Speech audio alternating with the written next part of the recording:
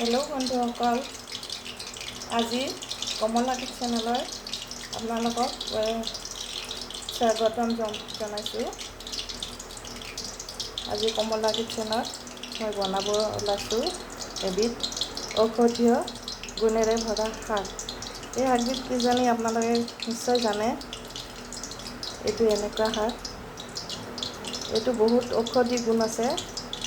বিশেষকৈ এইটো ইউৰিক এচিডৰ কাৰণে খুব ভাল ঔষধি শাক।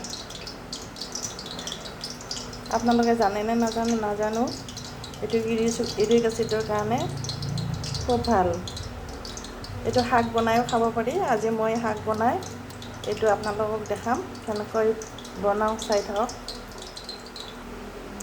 এই শাকখিনি বনাবলৈ মই কি দিছোঁ চাওক। পিঁয়াজ, বিলাহী সৰু সৰুকৈ কাটি, আলু, জলকীয়া, এইখিনি সামগ্ৰী। এতিয়া ইয়াত মই কেৰাহীত তেল বহাই থৈছোঁ। এতিয়া ইয়াত পিঁয়াজ দিম।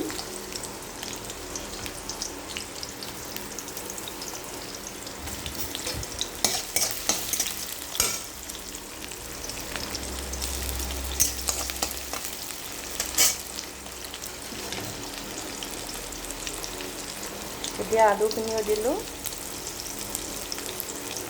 আলুখিনি পিঁয়াজৰ লগতে সিজি থাকিব। সেইখিনি ভাজি আছোঁ এতিয়া।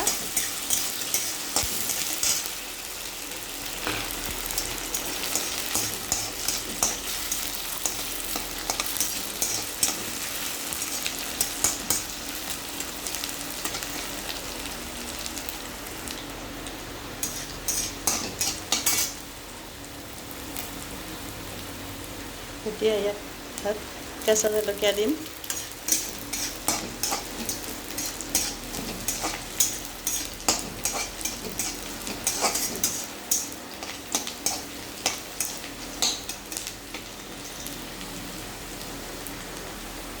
এতিয়া কাটি থোৱা বিলাহীখিনি দিলোঁ।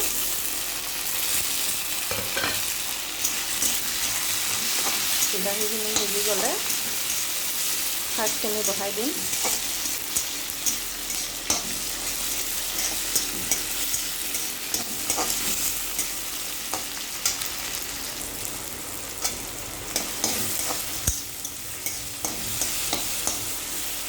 এতিয়া বিলাহীখিনি অলপ সিজি আহিলে ইয়াত এই শাকখিনি বহাই দিলোঁ। শাকখিনি বহাই দিম।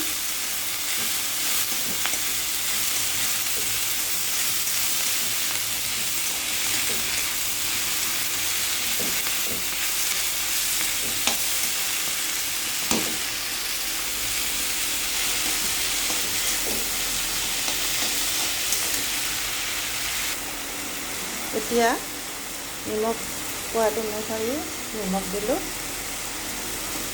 নিমখখিনি দিলে শাকখিনি সোনকালে নৰম হৈ যাব।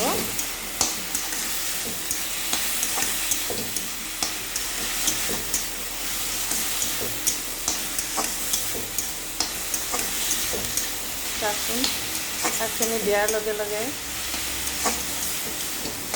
নৰম হৈ আহিছে।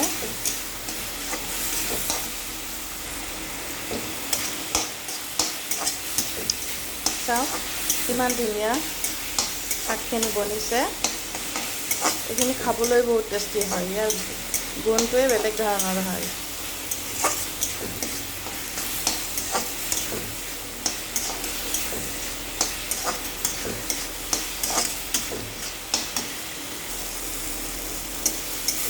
এতিয়া মোৰ এই শাকখিনি বনিবৰ হ'ল।